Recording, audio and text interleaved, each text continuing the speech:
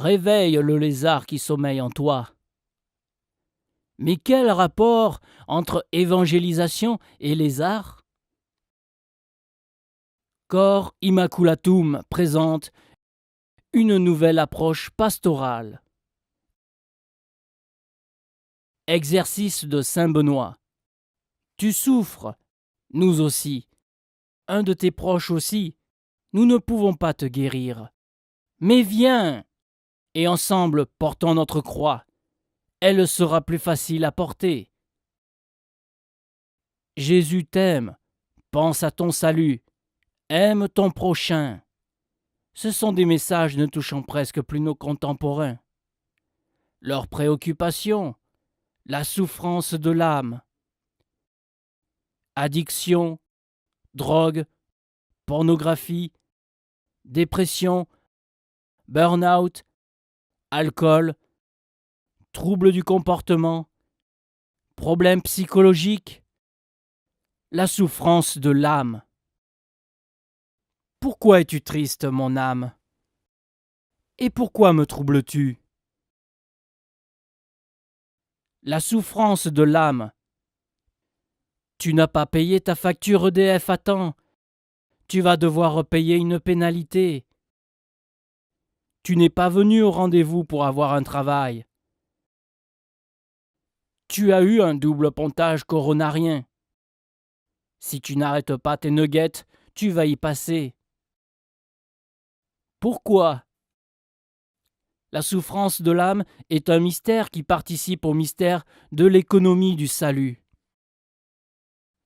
Il est possible de comprendre l'inutilité de dire à celui qui s'est cassé une jambe « Allez, fais un effort, marche !»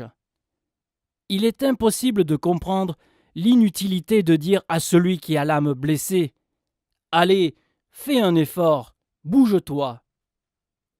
Parfois, cela ne sert à rien et peut même augmenter la souffrance. Pourquoi? La souffrance de l'âme est un mystère qui participe au mystère de l'économie du salut. Te comprends-tu toi-même? Comprends-tu ta femme? Pourquoi veux-tu comprendre ce qui te dépasse? Il y a deux manières d'approcher une réalité. Celle avec les mots de l'intelligence, pour comprendre, définir, posséder. Celle avec les yeux du cœur, nous permettant de sentir ce que nos sens ne peuvent sentir.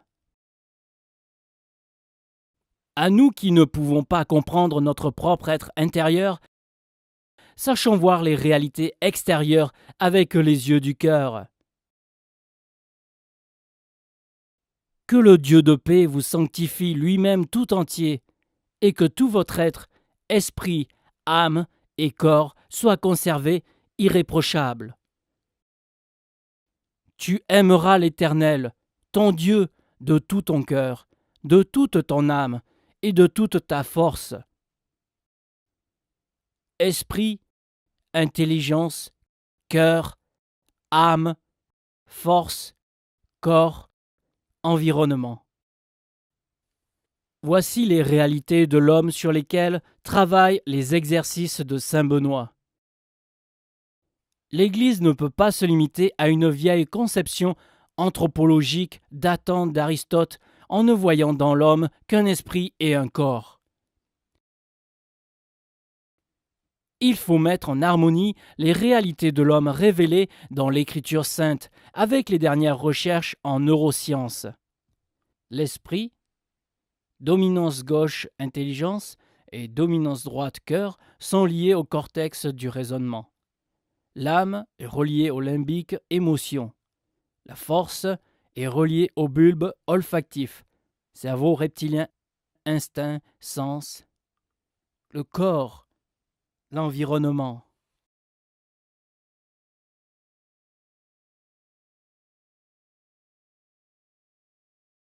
Dire face à une souffrance de l'âme, offrez cela à Dieu et surtout priez.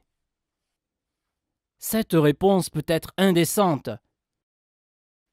Ce n'est pas la réponse de l'Église. L'Église a dans son évangélisation une réponse globale de l'homme et de ses besoins. De tout temps, le missionnaire catholique ne se contente pas de distribuer la Bible. Nous l'avons vu dans les temps modernes, avant de construire une église, il construit une école et une infirmerie. Une école, une infirmerie ne sont pas des produits d'appel. Le missionnaire sait que pour mettre Jésus dans une âme, il faut un corps sain et une intelligence structurée. Les fils de Saint Benoît œuvrèrent à une harmonie de l'homme. Cor Immaculatum propose par ses exercices de Saint Benoît d'utiliser la pensée opérative bénédictine qui perdurera jusqu'au XIIe siècle. Une œuvre ayant pour but d'évangéliser jusqu'aux extrémités de la terre à partir de centres de formation d'excellence en prenant en compte l'homme dans toutes ses réalités. Les exercices de Saint Benoît sont divisés en 7 sections appelées aussi pochettes, ayant chacune des fiches constituant les exercices. Cultive donc le légume que tu es. Réveille le lézard qui sommeille en toi. Fais jouer l'animal sous ton toit. Embrase ton cœur. Fais travailler ton intelligence. Esprit affligé, pénitence et sacrifice. Ton environnement. Les exercices de Saint Benoît, une nouvelle approche pastorale. Ce n'est pas la meilleure, mais une parmi d'autres. Préoccupée par la souffrance de l'âme, elle s'adresse à ceux qui souffrent. Et surtout à ceux qui peuvent aider ceux qui souffrent. Parfois, si vous dites « Fais donc 30 minutes de marche à pied par jour, c'est une des meilleures thérapies », vous n'avez rien compris. Vous devez dire « Plusieurs fois par semaine, je viendrai te chercher chez toi pour faire 30 minutes de marche. » À la souffrance de l'âme causée par des manques de charité, seul un surcroît de charité peut la soulager. Un défi pour l'Église, apporter un soutien individuel, c'est le message attendu par nos contemporains.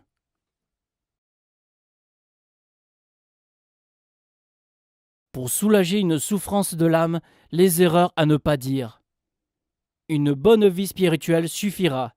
Vrai, en cas de miracle, mais ils sont rares. Une bonne vie spirituelle suffira. Faux, la charité œuvrant à une harmonisation est la meilleure réponse. Une bonne psychothérapie? Faux, un psychologue peut être utile qu'à condition d'un travail spirituel. La bonne réponse? Un suivi personnalisé à long terme pour faire perdre de mauvaises habitudes et faire prendre de bonnes habitudes. Amitié, exercices physiques, exercices cérébraux, exercices spirituels. Cultive donc le légume que tu es. La réalité végétative se trouvant en toi, ce sont tes fonctions physiologiques, ton hygiène de vie. Tiens-toi droit. Fais des exercices respiratoires et une alimentation équilibrée. Couche-toi et lève-toi à heure régulière. Respecte ton biorhythme lumineux. Fais des exercices physiques. Réveille le lézard qui sommeille en toi. Certains parlent du cerveau reptilien. Nous l'appellerons la force. Cette force correspond à nos sens, notre instinct, nos vertus comme celle de prudence. Cette force peut être aussi le lieu des addictions et des péchés. Fais des exercices de maîtrise sensorielle. Odorat, audition, mesure du poids, du temps de l'espace. Exercice des vertus de prudence, tempérance, justice et force. La marche bénédictine. Fais jouer l'animal sous ton toit. L'animal que nous sommes, notre âme, ce serviteur souffrant sous notre toit, ayant besoin d'une parole du Seigneur pour être guéri. Nous devons lui apporter de l'attention, de l'affection, et le faire jouer. Sachons avec lui exercer la vertu de trapélie. Liturgie, jeux de société, chants ludiques et profanes. Eutrapélie. Embrase tout ton cœur. Cœur de chair, cœur de pierre, les yeux du cœur. Le cœur, cette réalité qui nous dépasse. Pourtant, notre Seigneur nous demande la dévotion à son Sacré-Cœur, et Notre-Dame dit que son cœur immaculé triomphera. Œuvre de miséricorde corporelle, œuvre de miséricorde spirituelle, chapelet de Saint Gabriel, chant grégorien, scriptorium. Fais travailler ton intelligence. Nous retenons des neurosciences. Le cerveau ne s'use que si l'on ne s'en sert pas. Neuroplasticité. On peut apprendre à n'importe quel âge. Acquisition par répétition, pour des connaissances ou habitudes. Multiplicité de circuits neuronaux. Arithmétique, méditation, émotion. Système d'exploitation cérébrale, qui peut amener à une négation de la réalité. Travail de l'intelligence par les arts libéraux qui rendent l'homme libre. Esprit affligé, pénitence et sacrifice. Nous t'avions parlé de légumes, de lézards, d'animal, nous aurions tant voulu continuer avec des bisounours. Mais si l'on peut douter que l'homme soit le seul animal raisonnable, il est certain qu'il est le seul qui puisse faire pénitence. Examen de conscience, bonne résolution, jeûne, que tout esprit loue le Seigneur. Ton environnement. Mais où sont passés les papillons que nous voyions au siècle dernier? Pour jouir sans entrave, nous avons détruit notre environnement. Nous devons revenir à l'antique pratique du carême ainsi qu'au jeûne du mercredi et vendredi. Nous devons nous mettre à admirer les beautés de la création, non comme des curiosités, mais comme des merveilles sacrées de notre Créateur.